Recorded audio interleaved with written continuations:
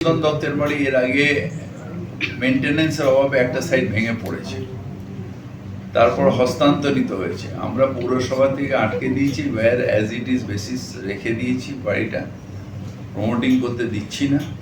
কিন্তু আলটিমেটলি একটা কিছু ডিসিশন নিতে হবে বা ফান্ড জোগাড় করতে হবে যাতে বাড়িটা রেস্টোর করা যায়। যেটা মধুসূদন দত্ত অনেকগুলো বাড়িতে ছিলেন, তার মধ্যে একটা বাড়ির কথা বলছি।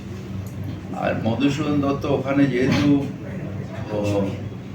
বোধহয় 3টে না 4টে বাড়িতে ছিলেন, ভাড়া থাকতেন। তো কোন বাড়িটা আছে এগুলো ডিটেলসটা আমার কাছে নেই, এটা আমি আলাপন বন্দ্যোপাধ্যায়কে বলেছি যে আপনি আমাকে আইডেন্টিফাই করে দিন যে মধুসূদন দত্ত সত্যি সত্যি কোন বাড়িতে দীর্ঘদিন ধরে থাকে। মানে যেটা ওই খিদিরপুর একদম রোডের উপর যে বাড়িটা, ওটা ওই বাড়িটা এখন আপাতত আমরা বন্ধ রেখেছি, কোনো প্ল্যান স্যাংশন দিচ্ছি না।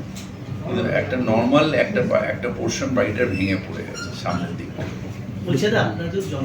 সব ধর্মের মানুষের কাছে পৌঁছচ্ছে, যারা প্রসাদ গ্রহণ করতে চাইছেন তাদের প্রত্যেকের কাছে প্রসাদ পৌঁছচ্ছে, এবং প্রচুর মানুষ আছেন যারা খুব আনন্দের সাথে প্রসাদ গ্রহণ করছেন। অনেক মানুষ আছেন যারা এই প্রসাদ পেয়ে কেঁদে ফেলছেন, চোখে জল এসে যাচ্ছে, আনন্দের চোখে জল।